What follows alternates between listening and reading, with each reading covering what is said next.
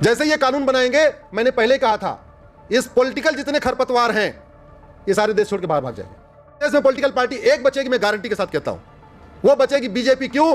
12 करोड़ तो 18 करोड़ तो मेंबर है। 10 से 12 हजार रुपए में एक रोहिंग्या और बांग्लादेशी घुसपैठिया भारतीय बन जाता है।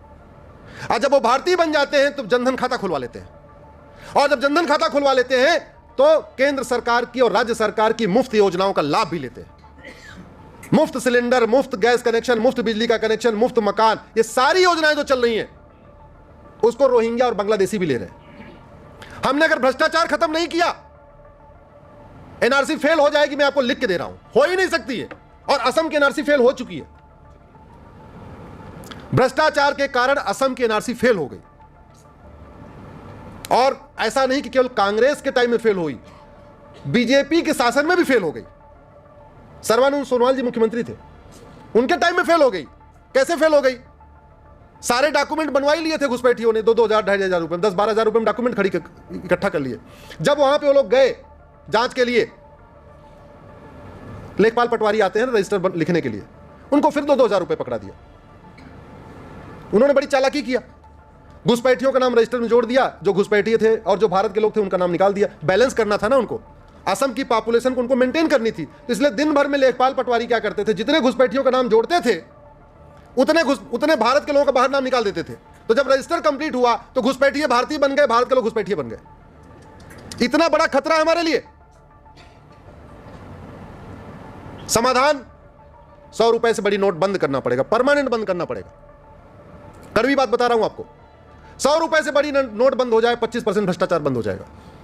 प्रॉपर्टी को आधार से लिंक करना पड़ेगा। नार्को पॉलीग्राफ मैपिंग कानून बनाना पड़ेगा। 100% कालाधन, बेनामी संपत्ति जब्त करने और आय से अधिक संपत्ति वालों को कम से कम आजीवन कारावास देने के लिए कानून बनाना पड़ेगा। जैसे ये कानून बनाएंगे, मैंने पहले कहा था, इस पॉलिटिकल जितने खरपतवार हैं ये सारे देश छोड़ के बाहर भाग जाएंगे। भ्रष्टाचार खत्म तो समाजवादी पार्टी खत्म, भ्रष्टाचार खत्म तो बसपा खत्म, भ्रष्टाचार खत्म तो आम आदमी पार्टी खत्म, भ्रष्टाचार खत्म तो कांग्रेस खत्म, भ्रष्टाचार खत्म तो आरजेडी लालू यादव की खत्म, भ्रष्टाचार खत्म तो ममता की तृणमूल कांग्रेस खत्म, भ्रष्टाचार खत्म तो डीएमके खत्म, भ्रष्टाचार खत्म तो राजद चौटाला वाली खत्म।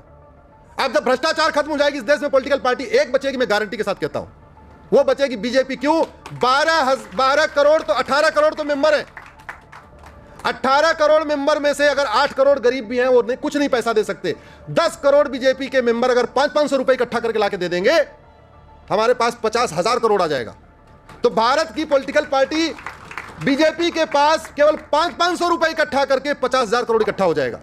बाकी पॉलिटिकल पार्टियां सर्वाइव ही नहीं कर पाएंगी। भ्रष्टाचार खत्म कर दीजिए, भारत में 1-2 पॉलिटिकल पार्टी बचेगी, एक बीजेपी, दूसरी सीपीआई। बाकी ये कांग्रेस, तृणमूल कांग्रेस, ये डीएमके, आरजेडी, आरएलडी, आम आदमी पार्टी, ये सब खत्म हो जाएंगी। ये कड़वी बात बता रहा हूं आपको।